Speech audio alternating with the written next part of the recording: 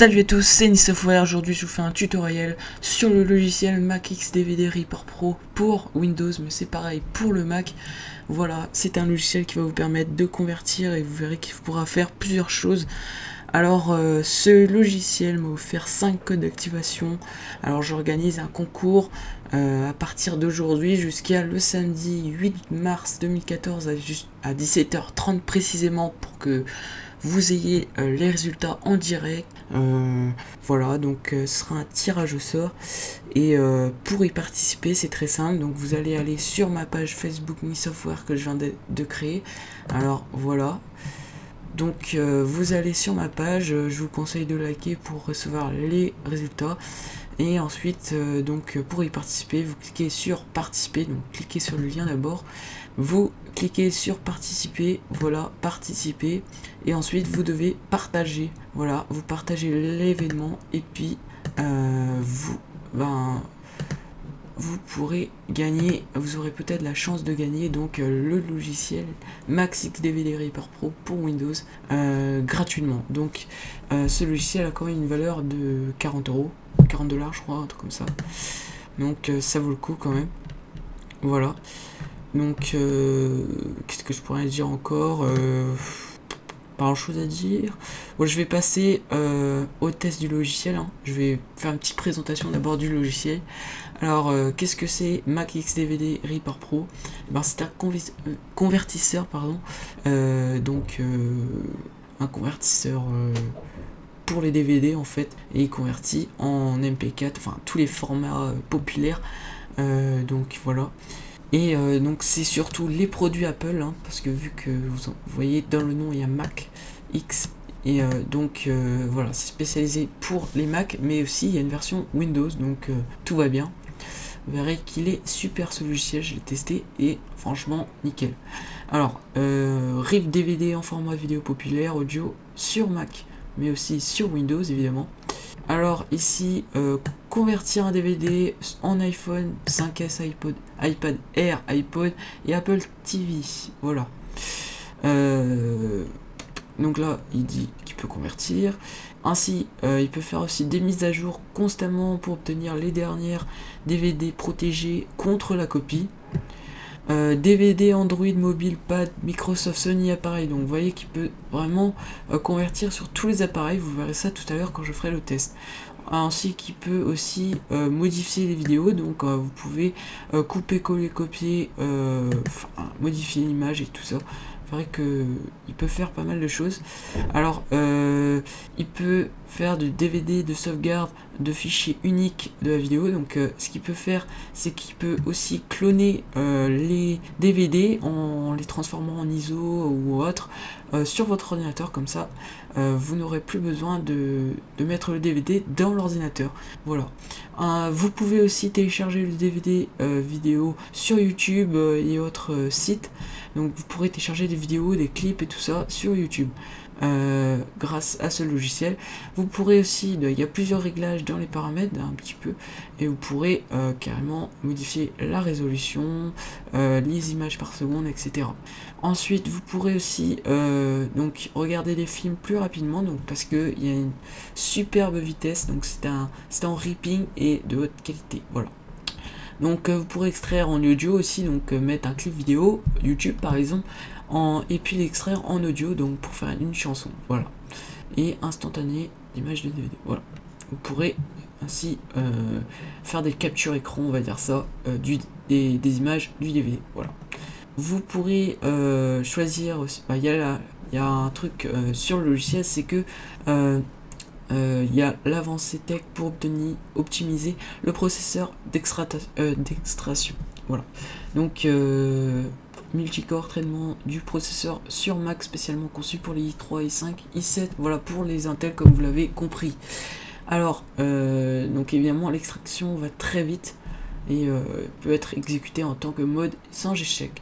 Alors le prix de ce logiciel est il était de 60 $, et ici il est de 40 $, donc 39,95 $. Voilà. Donc vous pouvez télécharger ici. Vous avez une version démo, donc qui va durer 30 jours, donc c'est, je crois, je suis pas sûr. Ah merde, j'ai téléchargé. Comment on fait pour voir? Alors ici vous voyez, pour télécharger la version Windows, c'est ici. Voilà, vous avez des images ici du logiciel. Voilà, vous pourrez modifier donc la résolution et tout ça. Donc je vais vous montrer tout de suite d'ailleurs, parce que commence le test. Allez, c'est parti, on ouvre MacX DVD. Voilà. Ensuite, on lance un disque. Hop, moi j'ai un DVD Conjuring. Hop, je le lance. Donc là, il y a un petit chargement et puis c'est bon. Vous pouvez le convertir en plusieurs formats. Vous verrez qu'il y a énormément de choix. Donc ici, il y a fast, slow pour aller plus vite ou plus lentement. En LQ, HQ. Je crois que slow, ce serait haute qualité. Hein. Je crois. Donc vous avez plusieurs formats pour les PC en général. En gros, vous voyez qu'ici, il y a recommandé MP4 ou autre. Alors je vais revenir dessus tout à l'heure. Donc il y a DVD backup pour faire pour cloner le DVD, donc faire une copie du DVD et le transformer en ISO ou autre. Vous verrez qu'il y a plusieurs options. Ensuite vous avez le format pour les produits Apple. Donc, vous avez tous les produits Apple, ainsi que les tablettes Android. Voilà, vous avez tous les tablettes Android, tous les mobiles Android. Voilà, tous les formats peut exister. Vous avez donc pour Microsoft ici aussi des téléphones, des tablettes, Sony aussi. Vous avez aussi donc plusieurs marques encore. Et vous avez le format donc pour YouTube vidéo, Facebook vidéo. Voilà, il y a plusieurs, hein, VI, FLV, MOV, MP4, Vimeo aussi, et en général sur le web. Voilà. Et vous avez une version donc pour le Mac vidéo, voilà.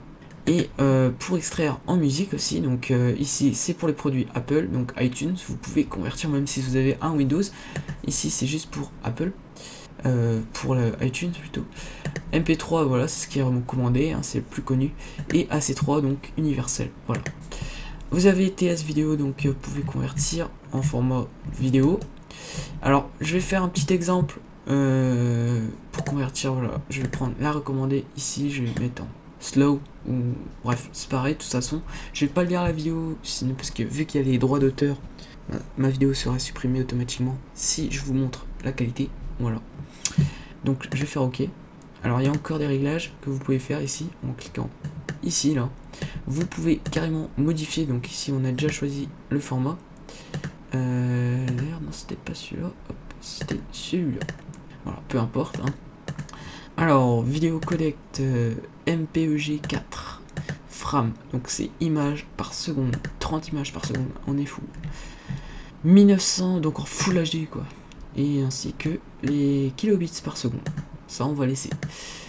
Ensuite, le son, on peut régler Apply to All, donc voilà, on a édité. Ici, on a donc un petit logo comme ça qui représente le son. Donc, en quoi voulez-vous l'enregistrer? Donc, en anglais, en italien, en français, en français. Les sous-titres, vous avez plusieurs langues encore. Donc, on choisit rien, pas de sous-titres, on veut pas.